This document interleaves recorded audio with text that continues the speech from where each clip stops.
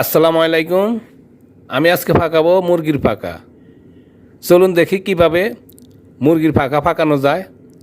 মুরগির ফাঁকা কিন্তু মুরগির বুকের শিনের মাংস থেকেও খাইতে মজা, যেহেতু ফাঁকার সাথে হাড় থাকে, চর্বি থাকে।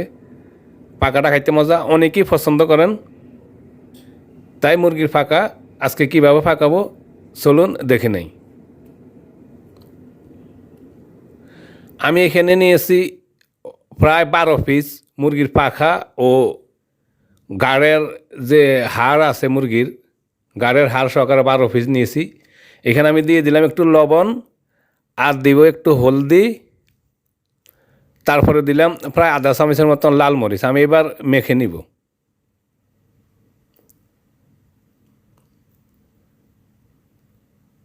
ভালোভাবে মেখে নিলাম। এবার আমি ভাজি করে নিব। দিয়ে দিলাম একটু তেল, তারপরে আমি মুরগির পাখাগুলোকে ভাজি করে নিব। আশা করি আমার সাথে থাকবেন, পুরো রেসিপিটা দেখবেন এবং প্লিজ আমার চ্যানেলটা সাবস্ক্রাইব করে আমাকে সাপোর্ট করবেন। এবার আমি উল্টে দিলাম, 1 পিঠ হয়ে গেছে। মুরগির ভাজি হয়ে গেছে আমার। সবগুলো মুরগি এমনি করে আমি ভাজি করে নিয়েছি, উঠিয়ে নিলাম। এবার দিয়ে দিব এখানে বড় একটা পেঁয়াজ।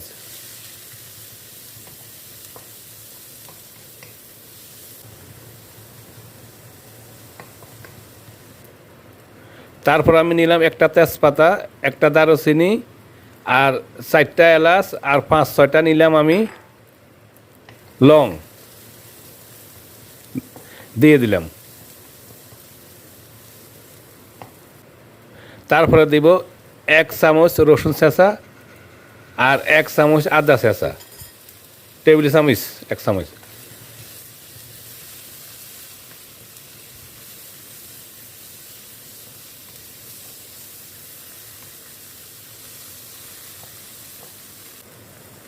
তারপর আমি দিলাম ছোটো চামচ আর 1 চামচ হলদি, 1 চামচ মরিচের গুঁড়া, তারপর 1 চামচ জিরা গুঁড়া আর আধা চামচ দিলাম ধনিয়া গুঁড়া। এবার আমি দিয়ে দেবো পানি, যাতে মশলাগুলো জ্বলে না যায়। এবার মশলা আমি কষিয়ে নিব 2 মিনিটের মতন। মশলা কষানো হয়ে গেছে।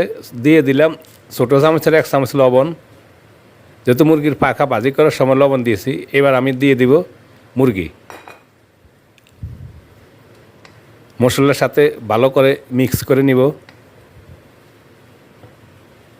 তারপরে দিয়ে দিব একটা টমেটো, আমি চিকন করে কাটে নিছি।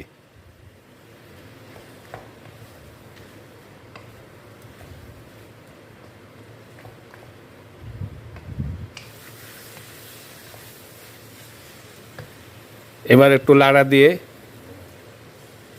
দিয়ে দিব একটু পানি।